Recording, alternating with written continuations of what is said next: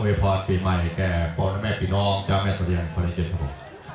คนหนึ่งขอทักทายนะครับพ่อแม่น้องที่รักทุกคนนะครับสำหรับปีนี้เป็นปีนี้ตักบาตรเฮานะครับก็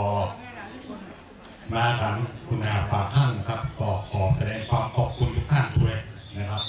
ที่เป็นวันเริ่มแรกที่ดีนะครับใน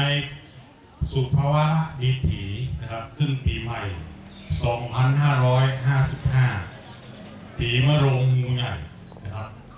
ก็ผมขออาราธนานะครับสิ่งศักดิ์สิทธิ์ในบ้านเมืองอำเภอวัชเรียนนะครับทั้งจังหวัดแม่ฮ่องสอนในสากลโลกนี้นะครับรวมถึงพระบารมีของพระมหากษัตริย์ราธิราชพระบาทสมเด็จพระเจ้าอยู่หัวภูมิพลอดุลยเดชสมเด็จพระนางเจ้าพระบรมราชินีนาถพระญาติพระวงศ์ทุกพระองค์ในราชวงศ์จักรีนะครับขอให้ได้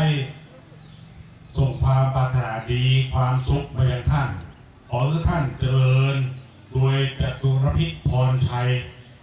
คิดสิ่งใดสมประสงค์มีร่างกายที่สุขภาพแข็งแรงปรารถนาสิ่งใดขอให้ได้ดังใจทุกๆคนขอพระคุณอย่างสูงครับ